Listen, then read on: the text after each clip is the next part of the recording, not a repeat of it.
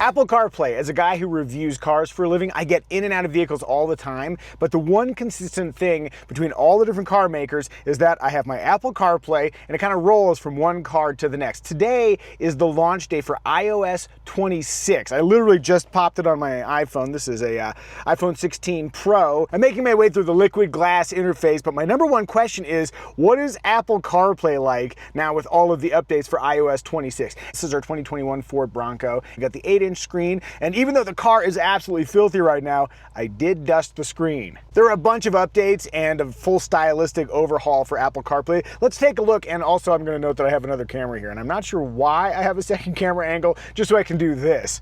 But let's make our way over into Apple CarPlay and see what we have here. Number one, you do have some of that liquid glass vibe. The aesthetic here is a little bit different. Pretty straightforward if you just want to hop right in. A lot of the familiar stuff is still where you would expect it to be. Pop into the Messages app, and up top here we now have pinned conversations, so people you want to communicate with regularly are readily available. You don't actually make those pinned conversations pinned within CarPlay, but rather through your phone. So go into the Messages app over here, and then you can make sure that those pinned conversations are right up top, and then that will be reflected in Apple CarPlay. It functions pretty similarly to when you go to the Music app. So over here in Library, you'll see that I have Billy Strings pinned at the top. The way you do that is not through here, but rather you go into the Music app. In fact, I'll just do this real quick. So I just have been listening to Jan Hammer Group. It's a pop album from 1977. If I go to my library, I can scroll over here, Jan Hammer Group. If I hold on it, you get some options here, and look, pin album. So I'm gonna hit pin, and turn on downloaded pins. All pin music will automatically download the device. Sure, let's do that. And so now we've got Jan Hammer right next to Billy Strings. So if you absolutely have a go-to album that you need for emotional support, I don't know what that might be. For me, maybe it's like Rat-a-Tat's Classics. I can add that here and play it whenever I need that smooth rat-a-tat sound. And as long as we're in the Music app, there are a couple of other details worth noting here. If you go to the Play section, so if I was listening to Hyperspace by Jan Hammer, on the upper right hand here, over in the burger menu, you got a couple options. There's Autoplay and Automix. Autoplay does what you'd expect it to do, which is just kind of keep the music going and offering some, musical suggestions to, for what comes next. Over on the right side, we have an Automix feature. Automix is new, and it's interesting because what it does is kind of function a bit like a DJ, and not like those fake DJs that just press the space bar and then do this, but real DJs that link one song to the next. So it tries to find a musical way to connect this song from that song. And I've heard some examples of it, and it seems to be reasonably effective. So if you want that sense of continuity from one song to the next, that's a way to do it. Also in the upper right hand side, we've got Share Play, and you can use that. There's a little QR code here, so just use your camera app and shine it over here, and then it'll open up the Apple Music app, and then different people can contribute to the playlist. So for road tripping, that will come in clutch. Looking elsewhere through the Music app, it's all pretty straightforward. Nice clean visuals. We got radio. New is where you'll find new releases. Some good stuff in here. Oh, good, a live EP from Led Zeppelin. And then home is just all the home stuff. That's the kind of helpful commentary you can only get from Micah Muzio. Let's go back to the main menu. We got our podcasts, and it looks similar to the music situation. So you've got your home, you got your new, you got your library. Pretty clean. I do like that you can have your saved podcasts over here, so you can conveniently find things that you want to listen to later. And where I live, where there's frequently not cell service, it's nice to have a downloaded tab specifically so I can find stuff that is actually on the phone if I don't have active cell coverage at the moment. Bill Hader returns yet again to the Conan O'Brien podcast. Yes, please. Let's pop into Maps for just a quick second here, and let's see. It's all pretty straightforward. Very, very familiar if you're used to the Maps app. It's just been liquid glassified. Oh, things are falling on the Bronco.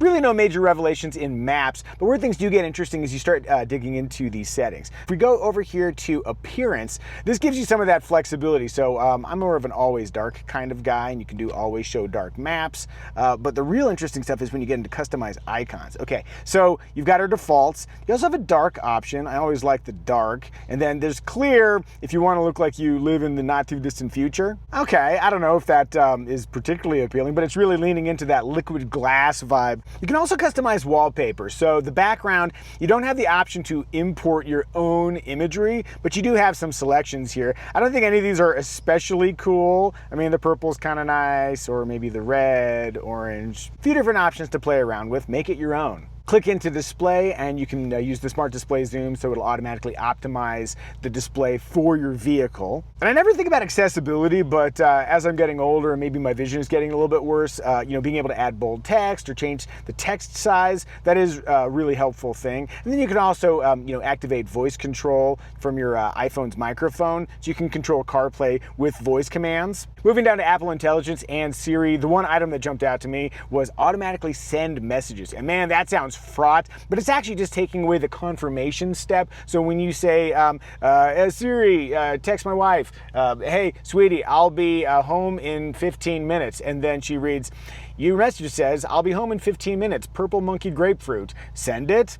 That send it is the part that is removed when you hit that automatically send messages. So if you feel bold and you feel confident in Siri's ability to take your words and put it into text, feel free to click that automatically send messages.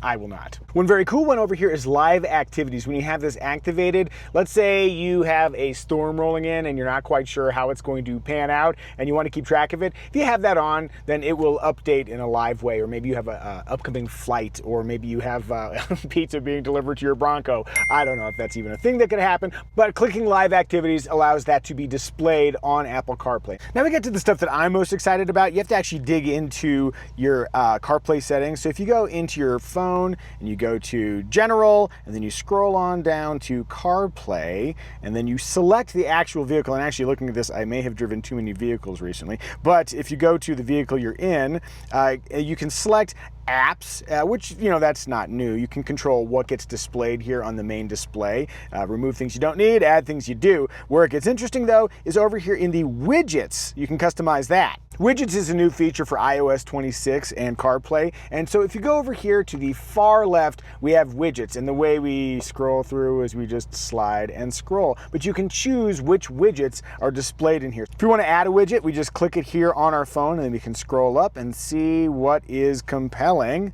The usability of widgets really depends on your specific use case, but I can add a note here to widgets so I can see I am doing the thing that I'm looking at here from my Notes app. Or let's say you are somebody who really cares about stock prices.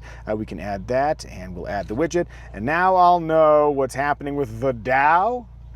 Now, one item that should be in here that I haven't been able to find is the ability to tap back. Going back to the Messages app, there is a new ability that should be here that lets you, instead of having to compose a thoughtful response, you can just do like you do on your iPhone normally, which is send a heart or an exclamation or something like that, when you're just too lazy to compose a meaningful response. And that should be in here, but what do you want to say to Evie? I'm not finding it. Is this operator error? Am I somehow screwing up? Is there some switch I need to activate? I haven't figured it out. So if you guys know what I'm missing here, please let me know in the comments. Before the flies completely overwhelm me, I'm just going to say that CarPlay, I think the liquid glass aesthetic is okay. Maybe it'll take a little time to warm up to that, but I really do like the added customizability, specifically those widgets, the ability to have those pinned conversations and pinned albums. So there are definitely some improvements here. But what do you guys think? Did Apple knock it out of the park with the CarPlay update? And is there anything in here that you think should be here but is not? Oh, and was recording on this second camera a complete waste of time? Yeah, I think it was. All right, guys, come get your high five. Boop.